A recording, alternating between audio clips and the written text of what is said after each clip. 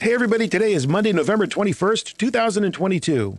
Coming up on the show today, from the Tollywood hit RRR, editor Sreekar Prasad. I think directors are and also editors are supposed to be aware of the target audience, and I think the target audience plays a great part in these sort of films. He is very, very meticulous in the way he goes about planning his shots. He will go to the full extent to get that particular shot in the best way possible, which automatically means he needs to plan it to the T. People are not really looking at only song as a diversion, but as looking at how to further the story. So he use all sorts of methods to get the story inside the song. All the songs also slowly are in Indian cinema becoming part of the narrative more than only being a song for song's sake. Yes, all that and lots more on this edition of The Rough Cut.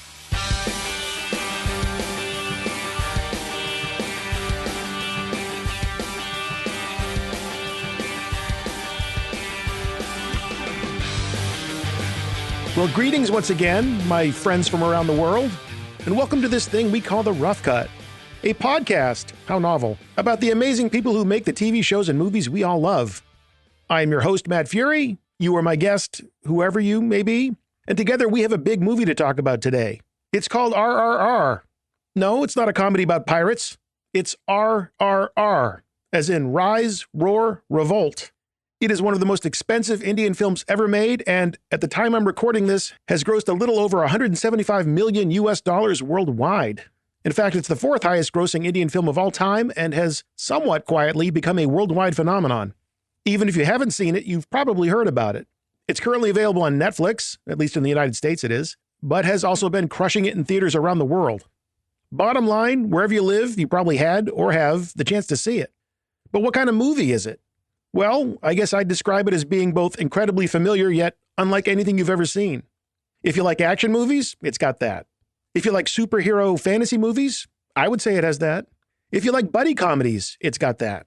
How about romance? But of course. Do you like musicals? Because there's singing and dancing. There's even a dance battle.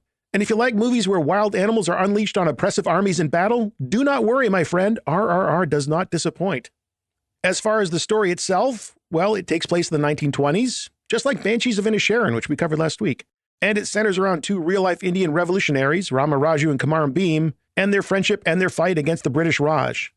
The plot explores the undocumented period in their lives when both revolutionaries chose to go into obscurity before they began their fight for their country. Director S.S. Rajamouli came across stories about the lives of Rama Rao Jr. and Bheem and connected the coincidences between them, imagining what would have happened had they met and been friends. So who is the editor tasked with crafting such an all-encompassing epic film? Well, that would be Sreekar Prasad, and he's our special guest today on the show. There is so much to ask him about this film and what it's like working in Indian cinema, a subject I admit to not knowing much about, despite the fact of how big a role India plays in modern filmmaking. Everyone knows the term Bollywood, I think, but were you aware of Tollywood? Because RRR is a Tollywood movie. Tollywood being the segment of Indian cinema dedicated to the production of motion pictures in the Telugu language as opposed to Hindi. Telugu is widely spoken in the states of Andhra Pradesh and Telangana, and if I pronounced either of those wrong, it will not be the last time I embarrass myself pronouncing some of these names today. But that does not matter. What matters is that we make the time to explore RRR and the world of Indian cinema. And we are just about to do that with editor Sreekar Prasad. But first, no matter what region of the world you may be making a film, you want it to have great music. Because music, as you know, is the universal language. And if you want to speak it, you really should speak to our friends and Rough Cut sponsor, Extreme Music. Why them? Well, because they have it all. At least everything you need when it comes to the best production audio out there. For 25 years, they've been helping film and TV makers sound their very best with music created by the top names in the pro audio game. Yes, they have an incredible roster of names you definitely know, and a few you don't. But you will, because they're that good. And when you're ready to meet them, you just go to extrememusic.com and search on pretty much any kind of music-making keyword you can think of. And after you do that search, and you get back your tracks, you can dial in almost any kind of mix of instruments you want for those tracks, as well as what different links you'd like. And here's one of my favorite new features. You can upload or link to a track of your own so that Extreme Music can tunnel through their catalog to find you one just like it. I love that feature. I love Extreme Music, and you will too. So the next time you're looking for the best in production audio, go see our pals at Extreme Music. All right then, time to get down with some big movie talk about a really big movie. From RRR, here is editor Sreekar Prasad.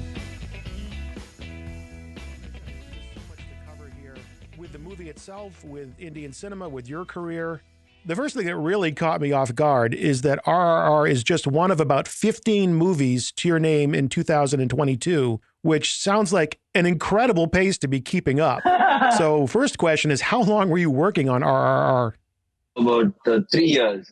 It started in end of 2019, and then it went on to 2021, and then released in 22 because of the corona and getting delayed a lot. So we had to have breaks. In the breaks, we would edit the footage and then give it to the VFX department. Whenever they started working and their studios opened, we would start the VFX work because there's quite a bit of VFX work in the film. Yeah, you're not kidding. There's a lot of VFX work in the film. Well, with RRR being one of the biggest Indian movies of all time, is that typical, the amount of time? I mean, I know that the pandemic had an effect. I guess a better question would be, what is the typical amount of time you spend on a film? See, what happens is my time is not measured as one session because the shooting is happening over, I mean, for a big film, RRR is a big film in India. So it would probably take at least 9 months of shooting and another 6 months of post-production to complete it. So it will be about 15 months normally. Because of the pandemic, it spread over 30, 35 months, whatever. So for me, as the shoot goes on, I keep editing the rushes. And in the breaks of the shoot, I sit with the director and finalize those portions and give it to VFX because being a VFX heavy film. If it was not, then we would normally edit it and just keep it till the whole shooting is finished. Then we'll do the second phase of editing where actually the story form is addressed. In the initial part, I'm only addressing the part where each scene by itself is edited in a way that the best out of that scene can be drawn out. So I had read that the director, S.S. Rajamouli, he mentioned that he spent less time in post-production on this film compared to his other films due to, he said, future commitments and rising production costs. And I wasn't exactly sure what he meant by spending less time in post. Did that mean that he spent less time himself working with you, or that there was less time in the post schedule overall? No, but the thing was that what probably he meant was that it was because it spread over a lot of time. It probably the end stage where he would normally take 6 months or 8 months, maybe may have been quicker because a lot of work had happened during the process of the shoot itself. That is the reason I think he was saying that. Okay. Well, the story of RRR is epic and it's fantastic, but if you just described the story to somebody, it would not do the actual film justice. You would have to read the script. Correct. So when you read the script, what did you think? First, this was my first film with him, also with Rajamouli. So in 2018, I think when he asked me to be part of it, he narrated the film to me initially, the whole story. Then I had given him a feedback on this was working for me and that was working for me. And it was also a director who makes larger than life films. So the initial part of my first meeting, second meeting, third meeting was trying to understand what sort of filmmaker he is, because each filmmaker has got his own particular way of telling a story. Or here, Rajamouli is a person who believes in the bigness of screen. It has to be a spectacle for him, everything on screen. And he would go to any extent to get that sort of an experience because he loves to see cinema on big screen. That's how he loves it. So he wants to make it a very big experience. So if you see very carefully, it'll be 5, 6 very big sequences in the film, which he would have imagined, visualized, and that he would put into the story. That's how he forms the story also somewhere. Because the story, like you said, it may be very small, it just boils down to a few lines if you just narrate it as it is. But when he makes it with these larger than life sequences and gives you the thrills, he wanted to make it a big spectacle. So that first I had to understand because I've been working with a lot of other directors who don't think the same way. They look at it as only as an emotional process of characters behaving or dramatic engagement. Plus, his emotions in the film are also quite exaggerated in that way. He takes it to a very high level every time, because that's how Indian crowd or Indian public or Indian theater goers are also made of. They are very emotionally high strung, the audience.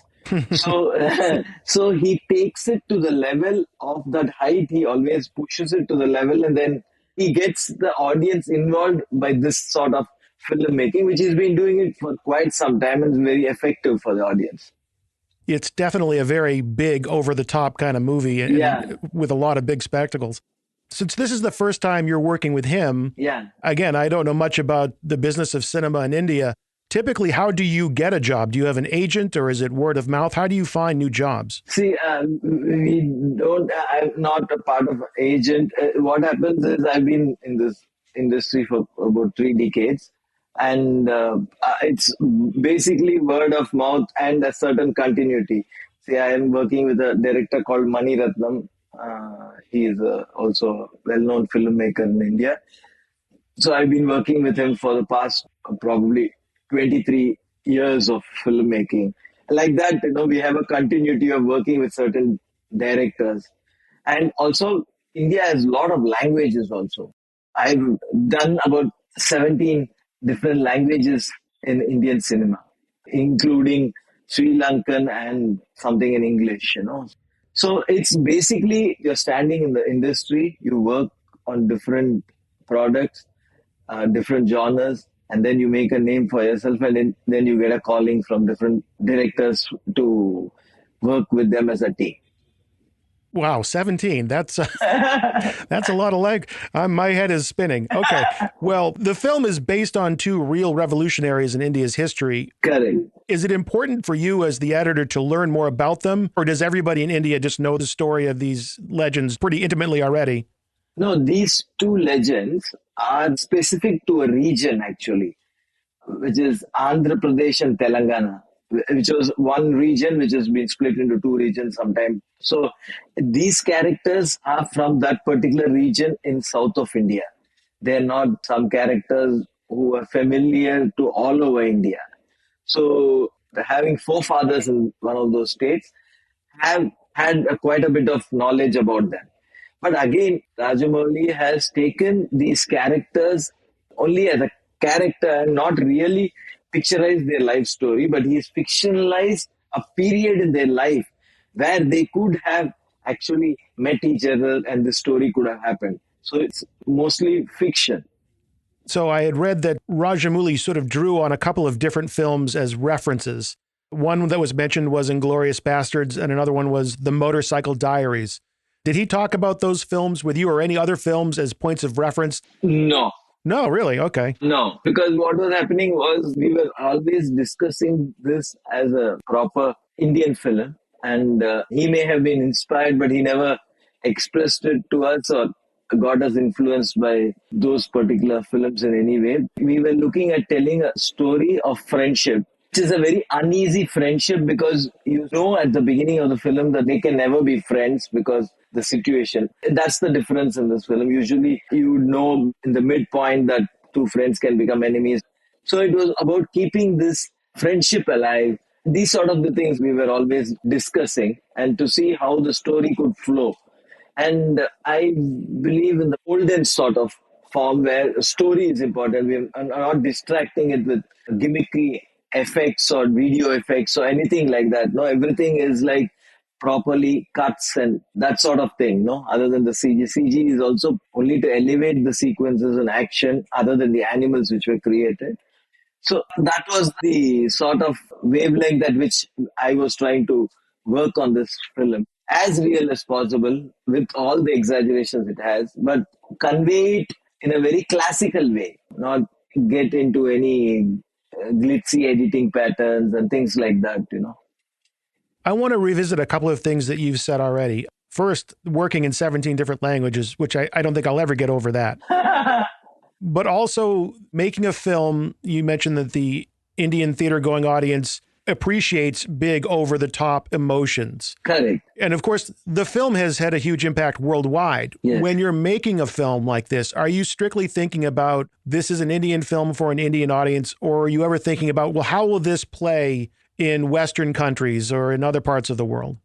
No, we can't afford to think there's too much at stake for the film. I think when we are making it here, for this audience, whatever the amount of money that has been spent, for him, Rajamouli luckily had a previous very good experience with his previous film called Bahubali, which was also a proper Telugu film, but it went on all over India and was received well by audience. So that way, there was an expectation. At no point did we have the thought that this film would do, I mean, probably reach everywhere, but not specifically made for everywhere. It was made for the Telugu audience specifically because by culture, by their presence, by the actors, the way they behave, everything was for that. But the thing was that it reached more people. That's all. See, what happens is if I was going to think about a Western audience seeing a film, which I'm doing for lots of other films where they're going to festivals or they're being trying to enter in Cannes or Venice or wherever. Immediately, we try to keep it as subtle as possible. We don't exaggerate emotions, don't make it too dramatic because that is what we are competing with. So, in this case, we are not even thinking anything like that. We're just making it purely as entertaining cinema for the audience here. But it probably resonated with a lot of people all over the world. Knowing that you worked on the film for 3 years, Yeah. Where did you cut the film? Did you cut it at a facility, at home, on location? The thing is, how I usually work is I work on all films. I do Hindi films or Telugu films, which this was, or Tamil film, whatever languages I'm doing, I do it in Chennai. Rajamouli was shooting in Hyderabad. So the footages used to come every few days to me and I used to keep editing them. And then in his shooting gaps, I used to go and sit with him in Hyderabad for 3 days, 4 days.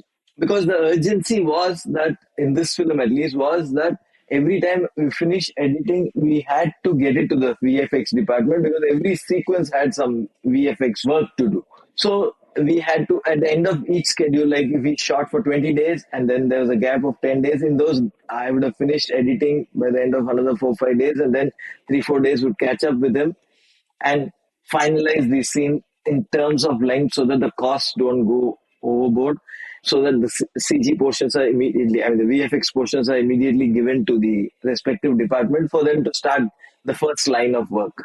Did that make it harder? No, it actually makes it easier for these sort of films where VFX is heavy. It's better to be very proactive and keep it moving so that we get also input from the VFX department as time goes on, so that the edit actually forms much better as time goes on, so that you don't have to wait at the end and wait for a few months for this VFX to come. So for your actual editing setup itself, how do you like to set up your Avid to cut a film like RRR?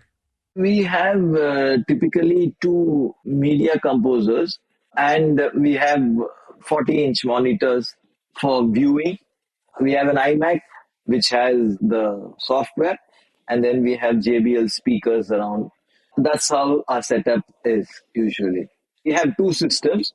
One will, when the rushes come in and all, to order and stuff, and one system I use for editing the rushes. With those 2 systems, are you moving hard drives back and forth, or do you have a shared storage connection? Because the footage comes from another location where also we have a setup, which is in Hyderabad, in his office, in Rajamouli's office. Also, we have the same setup as what I have. So it's not shared, but external hard disk. And for audio, just stereo, or you do surround sound at all? No, we just do stereo because most of this edit we do here. How in India it works is not for all films. For the Hindi films, we do a lot of live sound, where sometimes we have multi-track. But otherwise, if it is for this film, the sound is dubbed after the edit. It is not live sound. So we don't actually require the multi-track, which is basically stereo sound, which we get from the DAT recorders. DAT recorders, and we use that sound to edit it. And after the whole edit is done, and probably not totally locked, but to a certain extent locked, it goes for dubbing. And they dub all the characters again, and then that sound comes to us and we do the final cut. That's the sequence of work we follow in India, usually. More so in the South. North India, where Hindi films are made, they have graduated to live recording of sound and they don't do dubbing anymore. Let's talk a little more about the action component of the film, because as you said, there's just so much action and stuff that needs to be turned over to VFX. Are you given animatics or storyboards or any kind of previs to work with? Yeah. See, what happens, as the action was quite extensive, and it was also a little more a different experience for me working with Rajamouli, because he is very, very meticulous in the way he goes about planning his shots and things like that. If he has planned a shot, he will go to the full extent to get that particular shot in the best way possible. So, which automatically means he needs to plan it to the T. So what he does is, all his action is usually pre-based. First, just drawing animation, and we have a look at it and say, so this frame is going to look like this frame. Like that, we have hundreds of frames which we join together and see as a sequence. I mean, if there is a particular action of a drawing, we just keep 2-3 seconds of that. Let's just see how it flows. That's the first stage. The second stage is, he gets a video animatrix done of the same thing after this action sequence has been decided. Then he even goes to the extent of doing a mock shoot with action choreographers. So with all these material, we do a first edit of the sequence even before the actual shoot, and just put it together and see how it is working, and which are the moments which are working, which are the moments which can be sacrificed, and are we getting more length than because while writing, any amount of action can be written, but when it is choreographed and edited, and then you see that it's about 8 minutes to 10 minutes and we wanted only 6 minutes, then we try to take off what, and then come to a conclusion that this is the sort of action we require, which is a very rough, I mean, it includes all these three components: some painting, some previous animations, video animations, and then also some mock shoot with stunt guys or assistant directors or whatever. And then we compile everything and create a sequence, imagining that this is how it is going to be. And then he actually goes for the shoot, which was a good experience for me. It took some time, but the level of perfection you could get in a shot, like, in one of the characters, Bheem, when he's running from left to right, to measure that it takes so much time to run, and a tiger which is chasing him would take much faster to reach him, so how much length to keep those shots. These sort of things, where it's a very good exercise, I think, to do action like that. Not everybody does it. Some filmmakers do it like that. But here, in this case, it was done for all the action. It was done like this, and it was a very good experience, I thought. I often ask editors if they have a preference for, if it's an option to edit on location, or they prefer to be removed from production. With something like this, with the choreography being so meticulous, if you could, would you have preferred to be on location, actually, working with the stunt coordinators and seeing everything come together to help you as an editor, or does that not matter to you? It doesn't actually matter to me, because I have been involved with the script. I'm involved with the choreography of the action right from the start. And I wouldn't be able to really do justice to edit on the set, I feel, because I get involved from the script stage for all my films, from the first draft till it is shot. So I'm fully aware of what is required and what is coming. And we try to react fast in the way that we get the rushes every 24 hours or 48 hours, depending on the distance of the location. That's how I operate. So then what happens is, immediately I'm able to edit here, which is under more controlled circumstances, where you have the time to see. Not on location is going to be difficult. The camera is running around here and you're grabbing some footage there. You just wouldn't be able to concentrate so much, I feel. So I sit and do it here. And then immediately I would pass on the information, whether some things are working, to the director immediately in a day or two. So that even before he finishes, that particular schedule, if there's something need to be tweaked or some close-up is required or something, we can always do it. Because what happens usually, this is very important for me in the beginning of the starting of a film, especially because every film, when it starts off, it takes some time for all the elements to come together to start to gel. And there are also times here people are doing a lot of work, so they come from another film to this film. So for them to get it into the groove, it may take some time, and it's good exercise for us to edit it immediately and see, not on the location, but at a studio. And sometimes I feel when I'm editing a film that the character we always imagine he's not behaving the way he's supposed to behave. It can be corrected in the initial part of the shoot and things like that. With a film with so much action in it, even in the scenes without big action moments, the camera is always moving, or it seems like it's moving a lot. Yeah. So first question, and it doesn't really mean much, but I'm just curious, what camera did they use? What media did they use? Arris only, Arri cameras. And so with all those camera moves, are you doing any camera moves yourself in the Avid, or is all that stuff done in production? A lot of it is done in shoot, and many places we've also done. Suppose to match, suddenly we'll land up with a close-up which is static and everything is moving around. So we also try to move it a little just to get the adrenaline rushing at some places or to get the tempo up.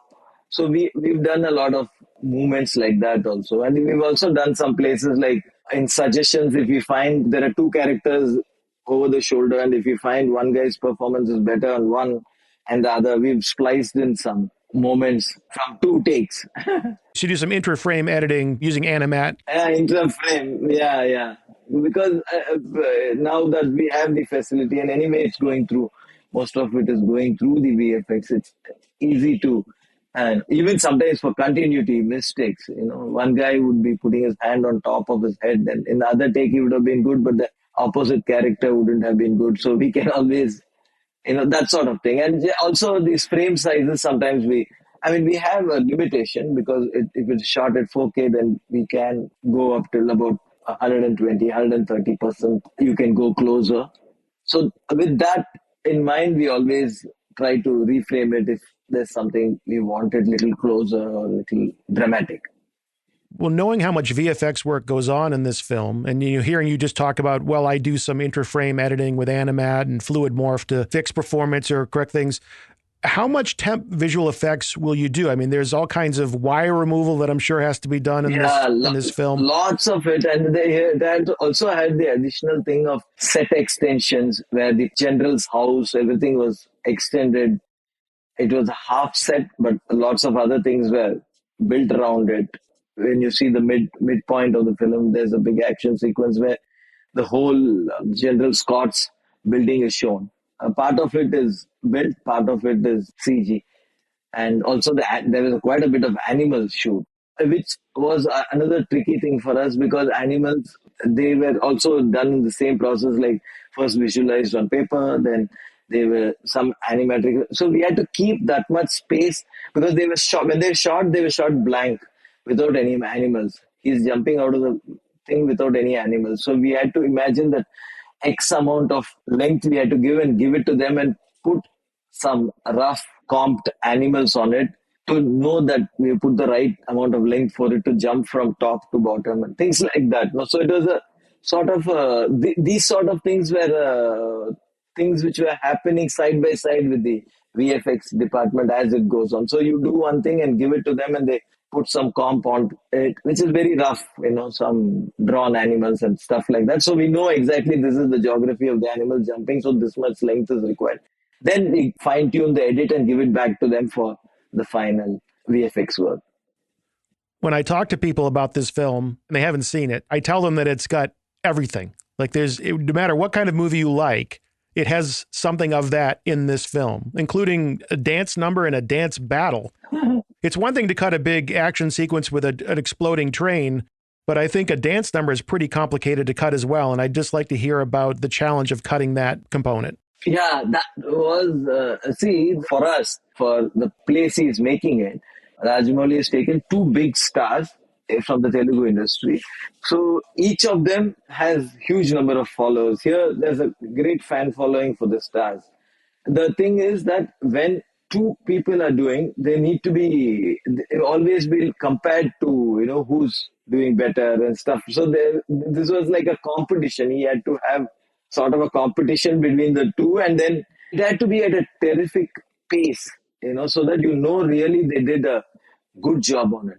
So initially, when he recorded the song, it was the same song, but as it went on, he felt that it can be faster, it can be faster. So he tried to increase the tempo of the song itself, as it went on. So it became faster and faster and made more difficult for the actors to do that pace also.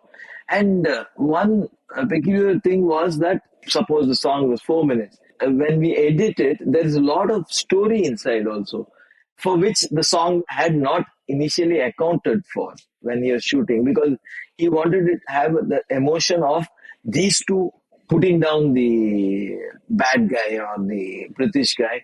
And then there's an interaction between one of the heroes and the girl. So all these things also had to come into the song, and the song, it couldn't fit. So then a part of the song, I had to edit only on the beat of the song. There was no song. It was only the beat of the song. We just took that track and laid it down into the same rhythm, and we edited all those portions together to get the story correctly, so that we don't get curtailed to the song to tell a story.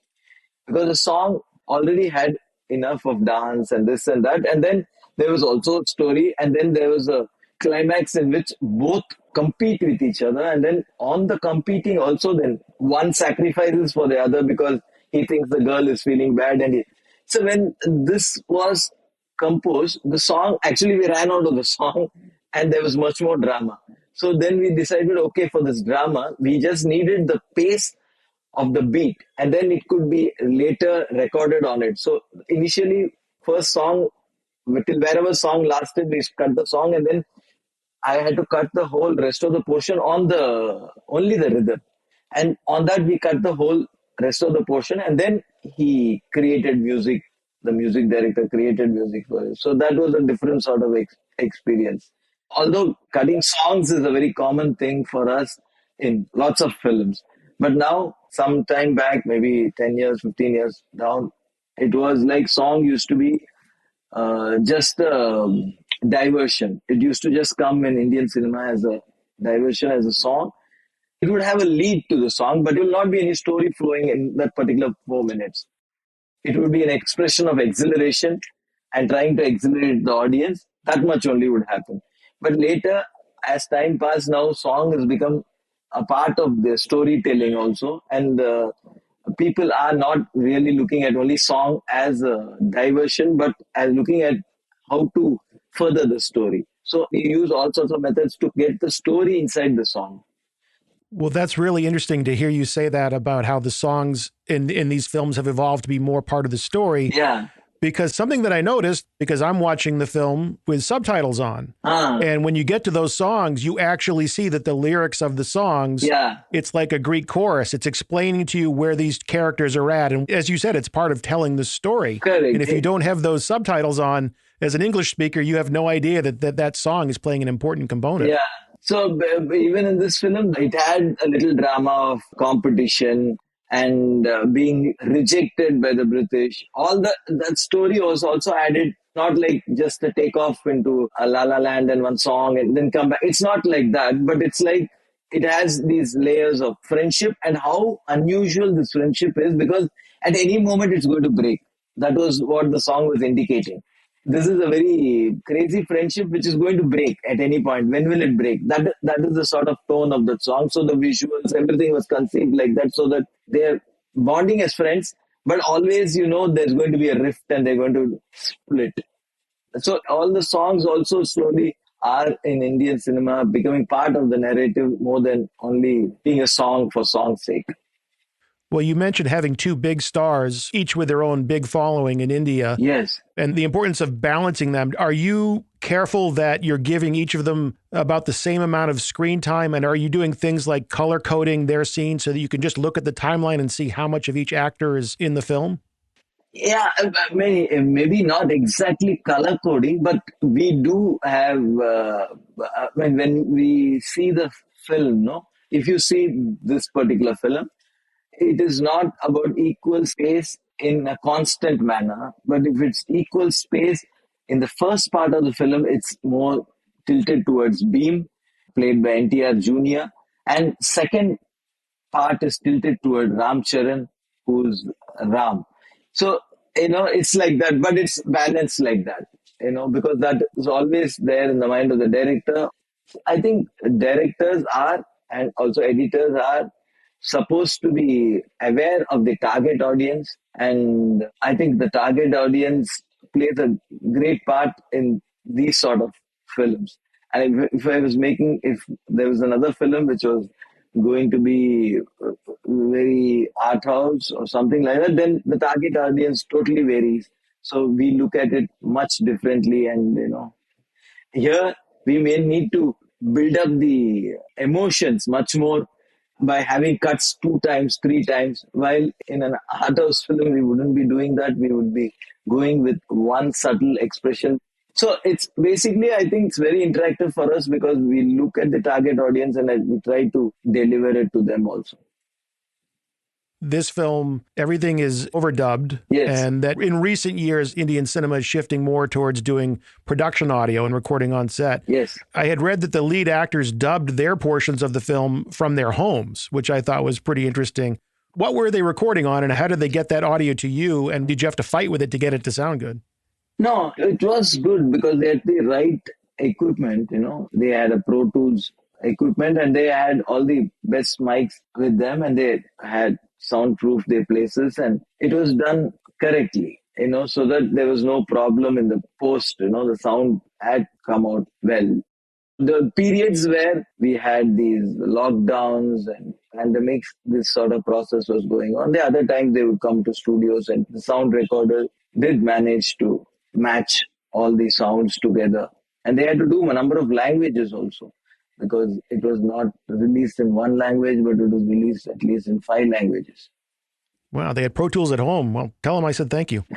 We certainly talked about action and the meticulous process that the director goes through to build those different stages. Something else that you have certainly in the film are montages. There's a great sequence of how the two leads are becoming friends. And again, you have that song that talks about eventually this friendship is going to clash. There's going to be some conflict. When you're working on a sequence like that, how is that scripted? Are you given a lot of direction for how to put that together?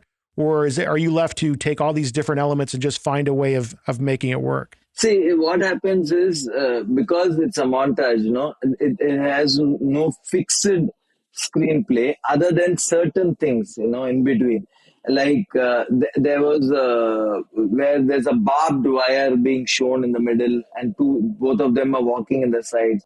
It was specifically shot for a particular verse of song.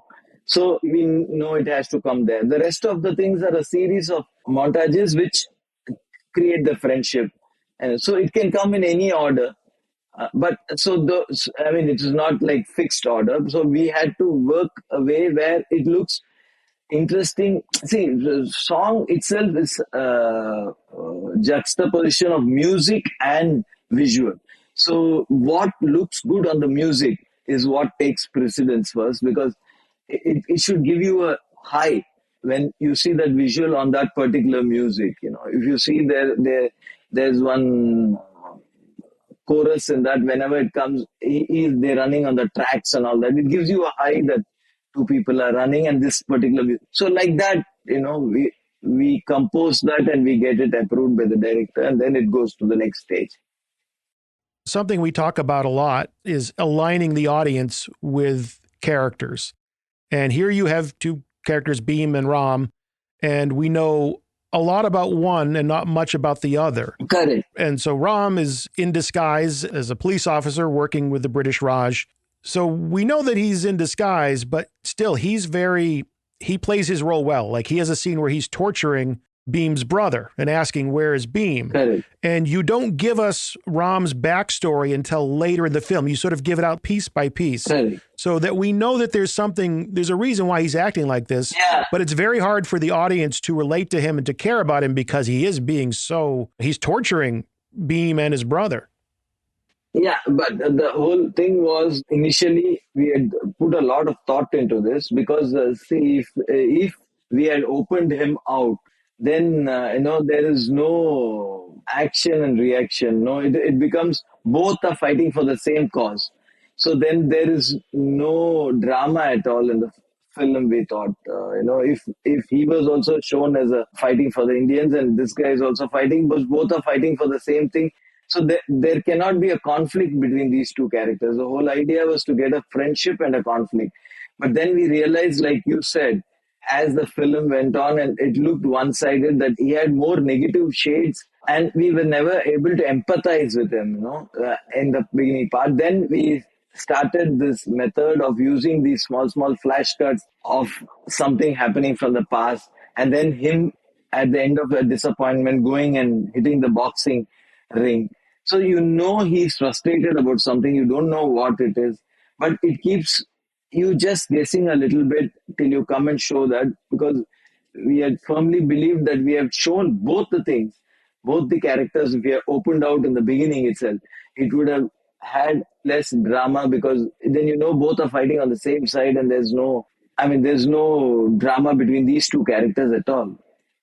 Was there a particular aspect of this film, whether it was just the technical aspect of doing the action or the dramatic aspect of balancing these two characters, was there an aspect of the film that you found the hardest to work on? I thought there was a song when he gets beaten up. Bheem gets beaten up, After that Ram is also on this side and he's come for the arms, while that guy's come for that kid. And the British make him beat him up at that point. That scene was a little difficult because I thought it was bordering on over dramatic level, but it had to get the necessary effect for the people to revolt and create a threat, so that there is a situation where next, when he's taken for his hanging, they don't allow people and all that. So there's some sort of justification for that. So that scene was a little difficult to keep the proportion right of the beating and not going into too much of a drama. So we had to balance it out with the song, with the beating, and with the crowd, and get the high of the crowd, just that much enough to get the crowd riled up so that the crowd come and attack at the end. So that was a very difficult scene, I thought. And the first scene also was very difficult because it is a scene when he put it on paper. It's very difficult to believe that one person can come among some few thousand people and take back a guy. Yeah. Yeah. So it's not something you can buy if you write it in the script. It required that sort of effort from him and that sort of, confidence in doing that. And also the execution. We had decided that the execution would be not about showing all the time 1,000 or 10,000, but what happens inside that zone of 30 people, 40 people who are all around him. So he's beating them, he's moving. So you feel that the crowd will overpower him, while his violence and coming through the whole journey, getting beaten, getting to his goal was the focus. The camera was always inside him. That is how although there were lots of shots of top angles and things like that, we didn't use it to make diluted, but kept it to the energy. So even before you could even question it, we had come and gone back and made it look that it could work. Yeah, you're right. If you read that on the page, you wouldn't believe it. But it's a credit to the choreography, the stunt people, yeah, and of course your editing. That you actually, when the scene plays out, it works fantastically. So good job. The assembly process is different in different regions. Correct. The final runtime of your film is 3 hours and 7 minutes. Yeah. Is there an assembly editor, or do you have an assistant that does the assembly, or do you do the assembly? How does that process work in Indian cinema? What happens is that first, the rushes come, like I said, every 2 days or whatever. And when they come with the continuity sheets and things like that. where all the takes are marked and preference takes and, what is the director's notes, everything. So these are all assembled by the assistant. So he has to first, if the sound is recorded separately, then he has to sync the sound. Then he has to align the shots in the order of the sequence, in order of the script. But he doesn't actually cut it. So the next stage would be is me sitting with them and trying to get all the okay portions out of it, because there will be 6 takes and the director would have preferred 6, but you realize that a portion of 4 or 3 also may be good. So we just try to make a timeline in which it's not the edit, but we call it selections in our own way. We call it selections and we select all the good parts. It doesn't have anything to do with how we are going to actually edit it finally. But what happens is it takes our mind out of these 4 hours of rushes. The selections would become probably 1 hour or 1.5 hours. It takes the big load of the pressure of having so much rushes also for each sequence, So these selections will obviously have all the good moments that have been shot. Now is when I start editing it.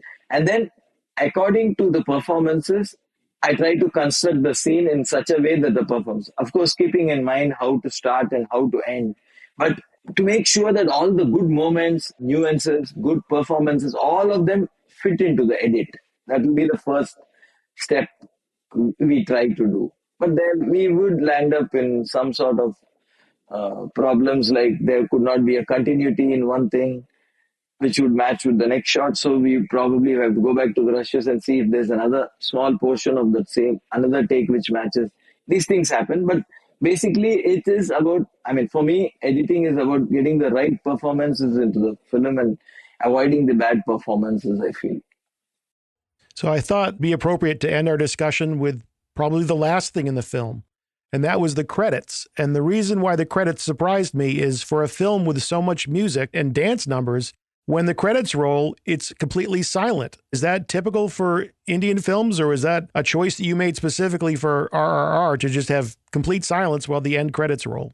No, I think this is something which happened by itself, and it was not what you would call planned. It was never planned that it has to be silent. But what happened is, before that, there was a little bit of a audio song sort of thing which happened, no?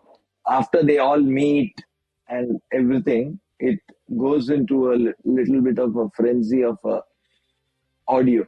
So after that audio, to get another audio into it was going to be difficult. So the rest of this thing was kept silent.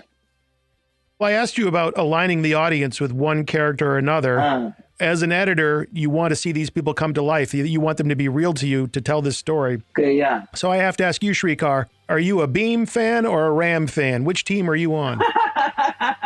I was a Bheem fan as long as the first half flowed, and then became slowly a Ram fan in the second half of the movie. Makes sense to me.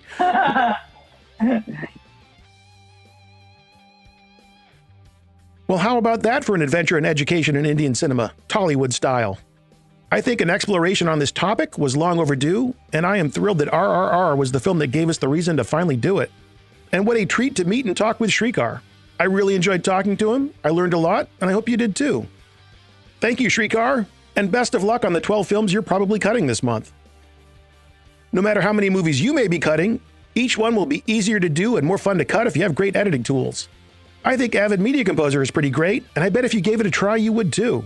So what are you waiting for? No time like the present. As in, right now, go, hurry, you're not getting any younger. The good news is there's a link in the show notes that will speed you on your way to the special offers page at avid.com, where you can see the latest deals on the editing system that help bring to life the epic Indian film RRR. I need to get going, so we got to wrap this up. I hope you had fun, and I certainly hope you come back again for the next show. Until then, this is Matt Fury thanking you for joining me right here on The Rough Cut.